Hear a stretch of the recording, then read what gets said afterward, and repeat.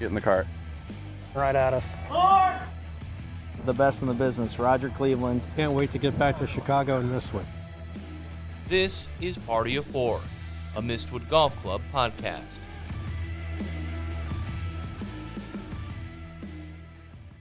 It has to be, the best week of the year, Andy? 100%. Yeah, it's the absolute golf Super Bowl. How often do you, for any other sport or any other event, do you actually get riveted by analysis 4 days out from the event? I mean, Masters Week, Golf Channel's just running it just end to end. You're having to watch all of the press conferences. Press conferences are the most boring thing in the world, except during Masters Week. It's the greatest thing ever. Ladies and gentlemen, this is the Party of Four podcast. I'm Ben Hutchison alongside Andy Michelson.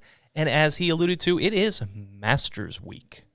And there's a lot of storylines this year, none bigger than will Tiger Woods play? 100%. Yeah, he's 100% in.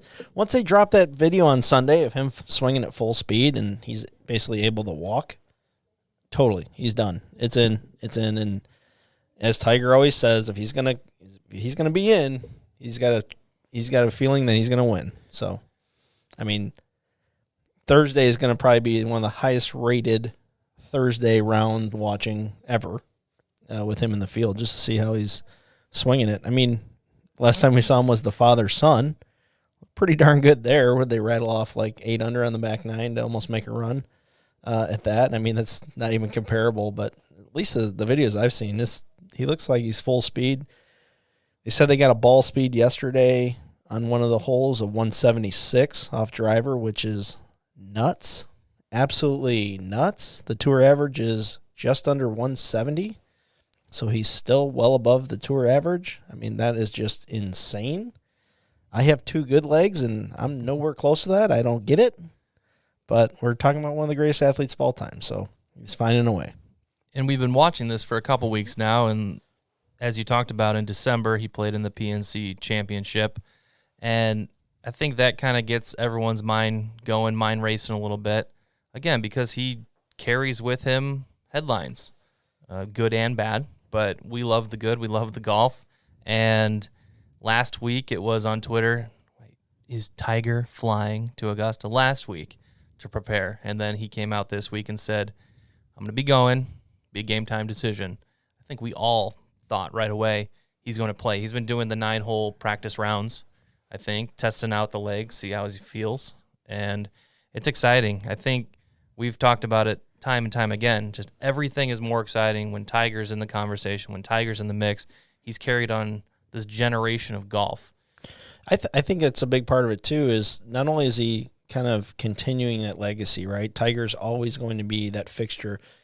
If he plans to play in the into the Champions Tour, that he'll still be a fixture. But I think who doesn't get enough credit here is Charlie Woods. I think his son, honestly, is continuing his kind of reinvigoration in the sport. His son is so passionate about it. I think Tiger's starting to see some of what he used to do and how he used to feel about it. And there's something there. I mean, my son's playing baseball right now, and that was some of the best times in my life when I was growing up as a kid. Why did I buy a new mitt last summer? I bought a new mitt last summer because, it kind of reinvigorated some stuff when I was a kid. So those feelings, I think Charlie is definitely pushing those forward in Tiger, and Tiger still wants to be relevant, and he still is relevant, and he's still the biggest story in golf. So why not fill that void?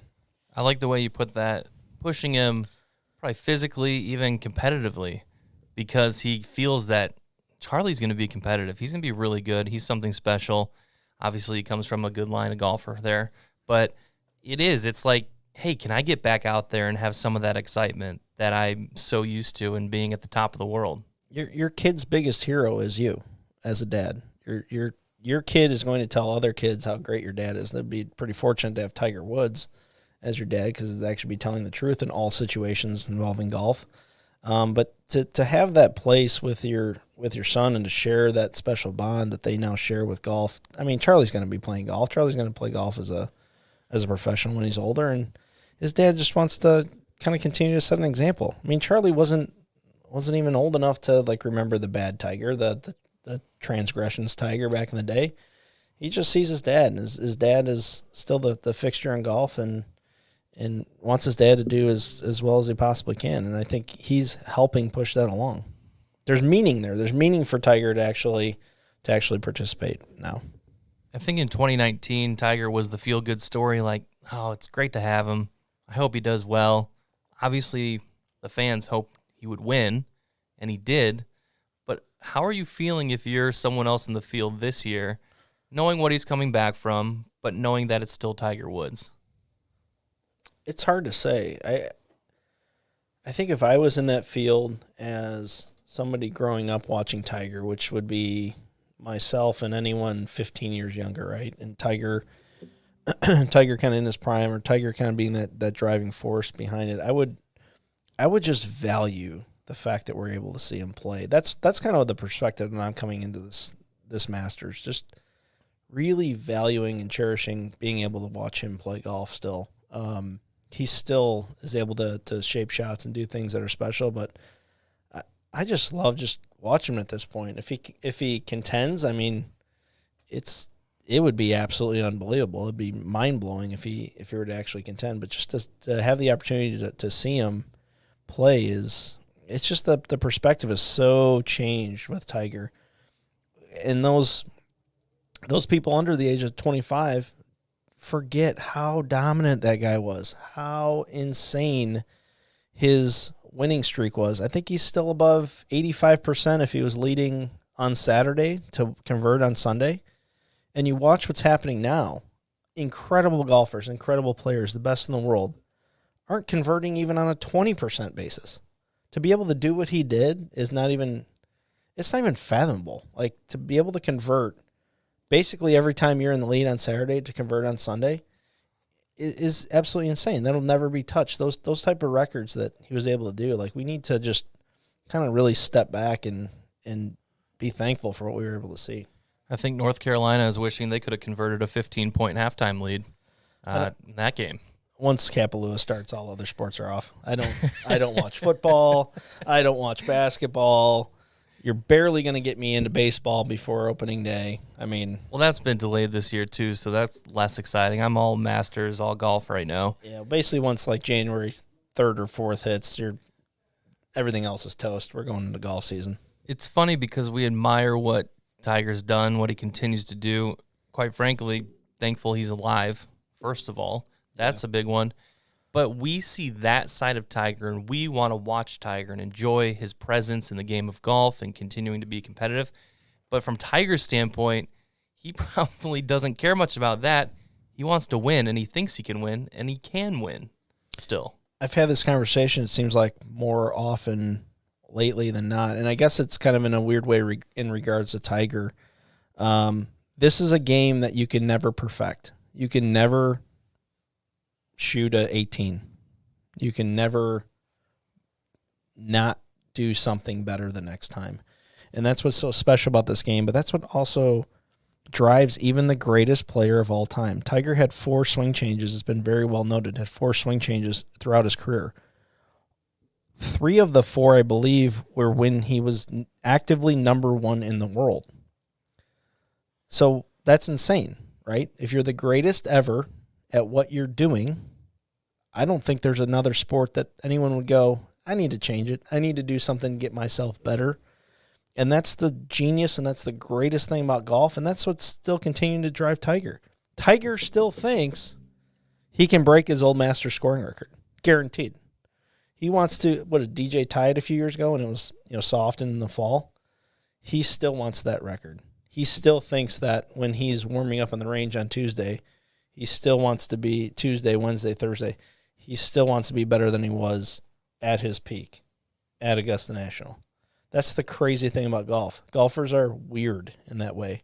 They think the next day can always be better than the day that they're in. Even if it's the greatest they're playing in their life, they think tomorrow will be better. I'm telling you from a much further standpoint than Tiger that that's how we think. We're crazy. We think that tomorrow will be better than the day before, always. And we'll do what we can in order to make that happen. I know spending time with you guys, I would not disagree with anything you're saying, but the targets for the weekend, 72-hole record, Dustin Johnson, 268, 18-hole record. You know who that is?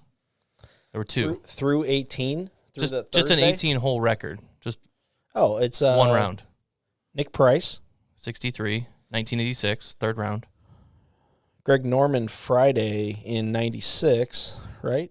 Round 1, 1996. That's pretty darn good. 63s. I got the year right, too. Yeah. There wasn't any 63s back in that fall Masters?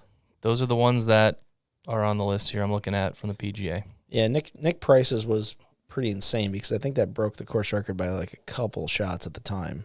You said that was early 90s? That was 86. Oh, 86. Yeah. I mean, special Masters anyway. I mean, you had Corey Pavin chasing up the leaderboard after Jack Nicklaus.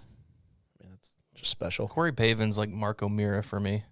Just that's like Corey Pavin was my to. favorite player growing up in a weird way. For those golf nerds out there, I had a set of Cleveland VAS irons, consistently rated. I just saw a ranking of this in the offseason. I forget it was golf.com or Golf Digest. Cleveland VAS won the ugliest iron award ever made and was used by Corey Pavin to win the U.S. Open in 1995. I proudly had a set of those up through junior year of high school and played pretty good with them. I liked them. But they were ugly. But that was part of, I don't know, that's part of me going from shooting 110 to 80, and I still cherish those memories with those clubs. It's pretty awesome. Well, let's talk about some fun aspect of social media and something that I was quite frankly extremely surprised to see, being the hallowed grounds of Augusta and the Masters. Dude Perfect, our friends over at Dude Perfect. Remember, we're good friends. If you guys are out there and you hear this, real close. you can call in and real close. tell us all about it. I mean, we both do podcasts. We do podcasts. We have a YouTube channel. We do fun things. Same thing. Yeah, it's pretty much the same. But what I'm getting to is here, they got to play the all golf, all sports battle out there. And they're throwing frisbees. They're hitting hockey sticks. They're throwing foxtails. They have billiards on the green.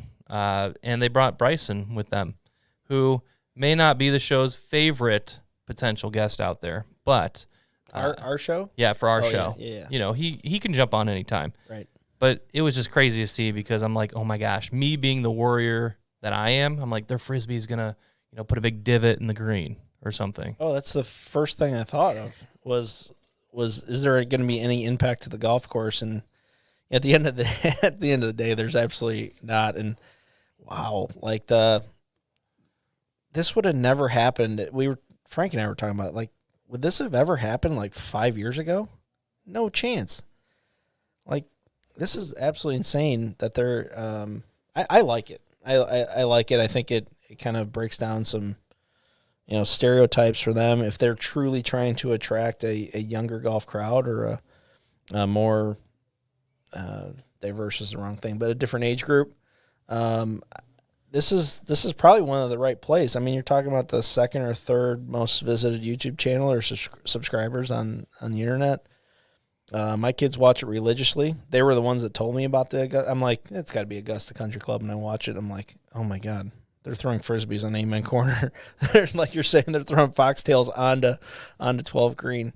And when you look at it in the big scope of things, they're at like 7 million views right now in the first 2 days of it being out. Think how many kids had no idea what Augusta National was.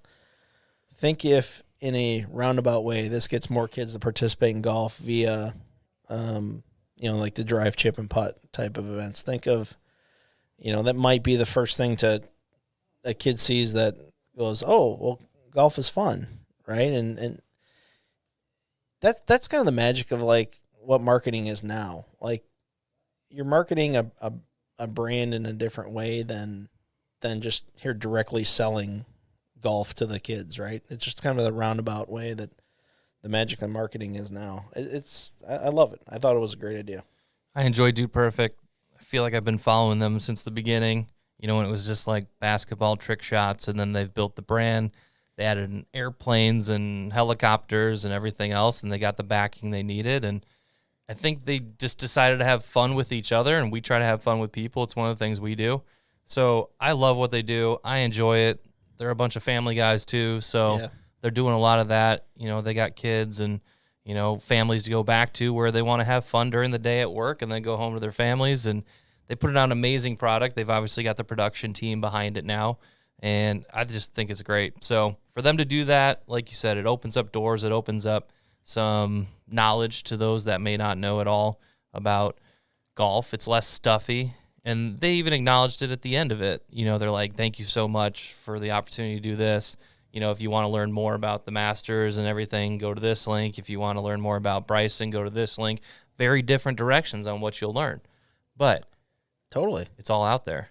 Yeah, I you know, it's a victory if they get a couple of new kids to literally latch on, you know, and that's Augusta National understands or starting to understand or has understood, especially in the last few years, their role in the overall pure development of the game. Yes, it's just a single membership, but what they're doing and partnering with the PGA and the USGA in things like not only around drive, chip, and putt, but also then drive, chip, and putt puts a magnification on the PGA Junior League, puts magnification on USGA's initiatives on a local level. So they understand their role, and this is, I think, a big part of that. Well, let's go to our friend Harry Arnett. So Harry used to work for Callaway and did a fantastic job with marketing and building that brand even bigger than it was before. We stole a ton of his ideas. We all good. Stole so much, Still do. But we asked for permission, and he knows us. Sometimes. He's a friend of ours and a friend of the podcast and Mistwood, but he's moved on to now Municipal and Athleisure and amazing clothes that they have there. And so we had him on last year. I mean, when Mark Wahlberg kind of says, hey, why don't you come over and run my company, you kind of probably do that. Yeah, and I mean, like, you want to hang out today? Yeah. Oh, yeah, sounds good. Come on over. You know, he just, like, you know, gets him to come right over, and it's awesome. But we had Harry on last year, and he's a Georgia guy. Unfortunately, a Falcons fan. He'll be the first to tell you. It's a tough thing to be, but his Braves got a World Series, so he was excited about that. But we had him on. We asked him all about the Masters. He had been there. And then Andy asked the question, well, let's just listen. Last question regarding Augusta. Have you played it? I have. I've gotten really lucky. I thought you might have. I couldn't remember. Played a handful of times. Yeah. A handful of times, which I don't like telling people because then that immediately gets a punch in the face. But it's there aren't any other places like it. Not just because the golf experience is so fun, but you know every hole so intimately well from watching it so many years that there's not another golf course like that. I don't think, with the exception maybe Pebble, just because we get to see it so often on U.S. Opens and, you know, during the year when they play the AT&T up there. What was the best shot you hit out there in all your experiences, or even a shot that you can remember, kind of being similar to a shot in the tournament? Now I have a few that are memorable. The good on number 8 played. So usually what people will do if you get invited there is usually you end up playing twice. So you'll play once and then you'll stay over and then you'll play the next day. So on number 8, on the Saturday round, I made a 3. So I hold out from about 60 yards for eagle. Nice. And then the next round, I hit it to an inch. So I almost made 3-3 on 8, which was awesome.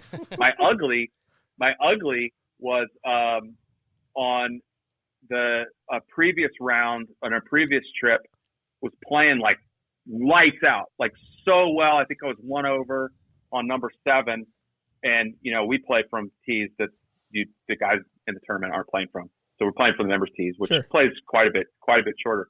I had like 90 yards in on number 7, so it's like a 300 and it's like 300. You know, I had a great drive. Hit a cold, hard hosel rocket over into 14.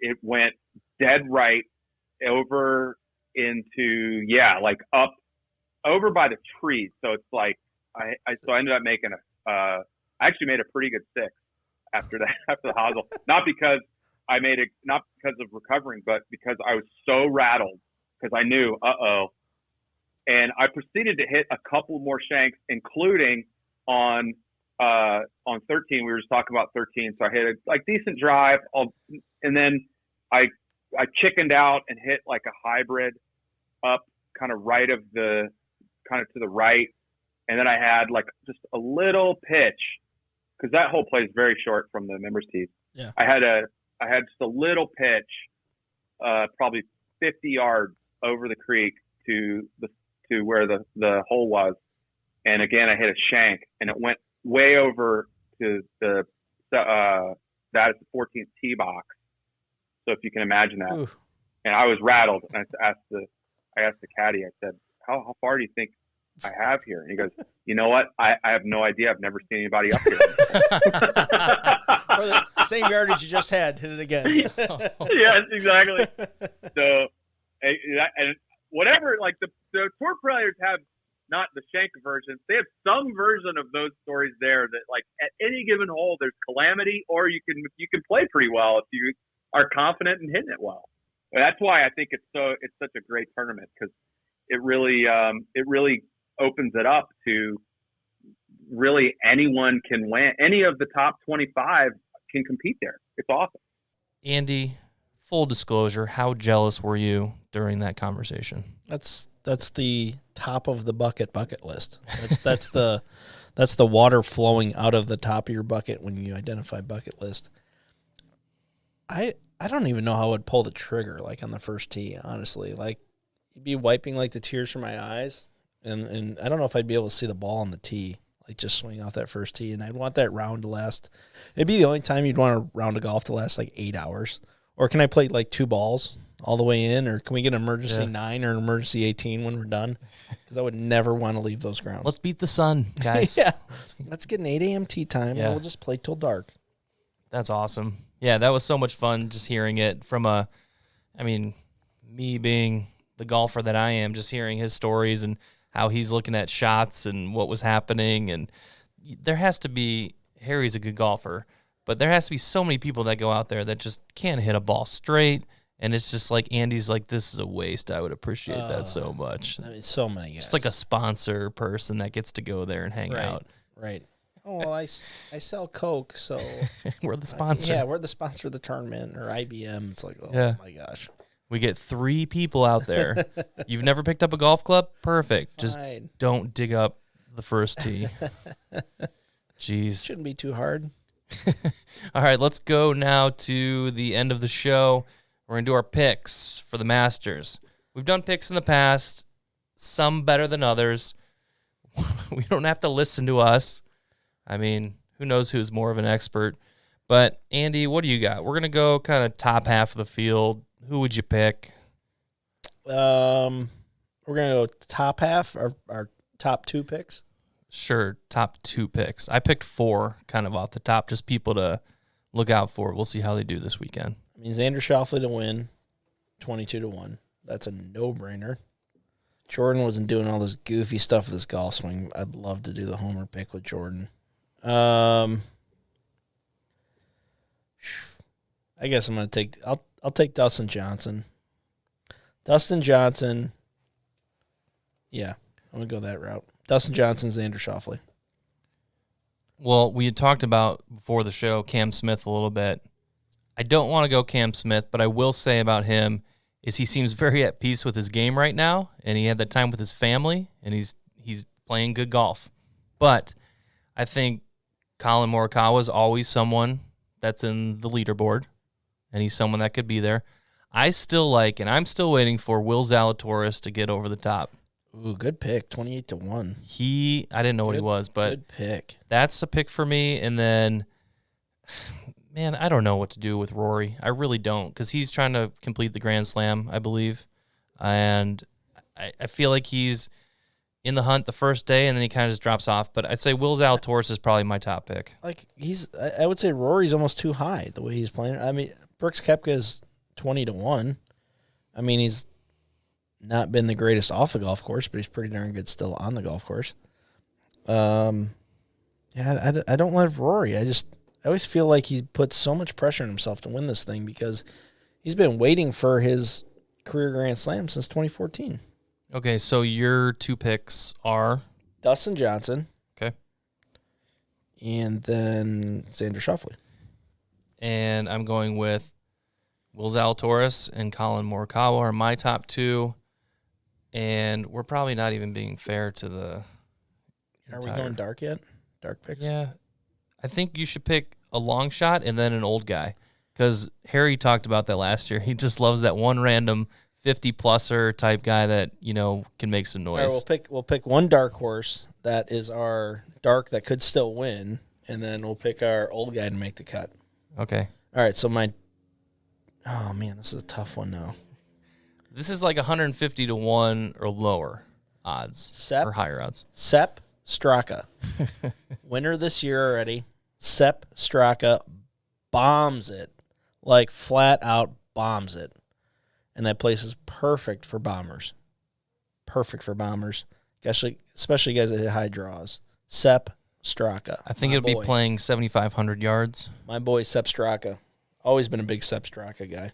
I'm going with Harold Varner. No chance. What? It's my long shot.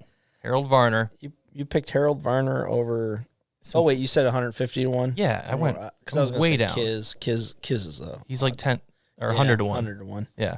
Okay. So, I mean, you have to pick someone down the list. I wasn't going to pick Bernhard Langer. He's, 750 to 1? 750 to 1. Okay. So, old guy magic. Who are you going with? I'll take VJ Singh at 1,000 to 1. To make the cut. All he's got to do is make the cut. 1,000 to 1, VJ Singh. Oh, you're saying just to make the cut? Yeah, he's got enough. He's still got enough go sauce in that driver to get around there. All right. I mean, okay, this guy's not 50, but I'm still going old guy magic because I feel what age are you old in golf, Andy? Can I get a clarification on tour golf? Tour golf. Oh, you're dead to the world by 45. Okay, good. We'll go with 48 and Stewart Sink. Yeah, he's dead to the world. You're right. 200 to. I mean, that's. But wait, hold on. If you're good, you get Stewart Sink. I get Zach Johnson. I thought about Zach Johnson. Zach's old. I think we should also caveat if you are a Ryder Cup captain, that means you're old enough. Okay.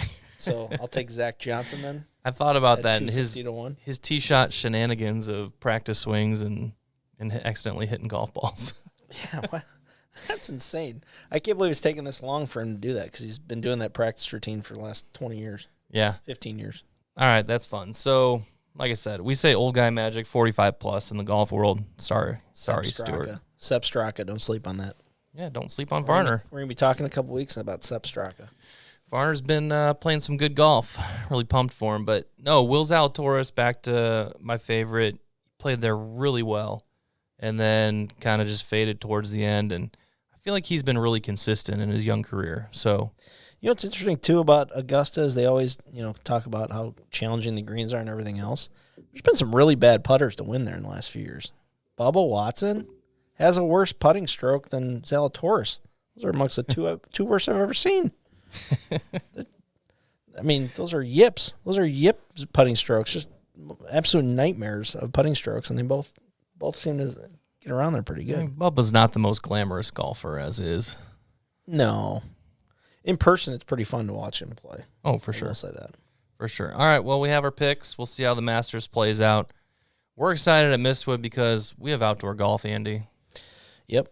It's always a great time of year that our outdoor golf always corresponds with Masters time. It's the most exciting time of the year, and it's the most exciting time of the year out here. Yeah, we're actually hitting on grass. It's such a different feel. Went out and hit a few balls off of grass the other day instead of hitting off mats. It was incredible. It's that time of year. All right, we'll get back here, and we'll see how the Masters goes. Thanks, everyone, for listening, and we hope you guys have a great rest of the week. Enjoy the Masters. Get in the car. Right at us. The best in the business, Roger Cleveland. Can't wait to get back to Chicago in this week. This is Party of Four, a Mistwood Golf Club podcast.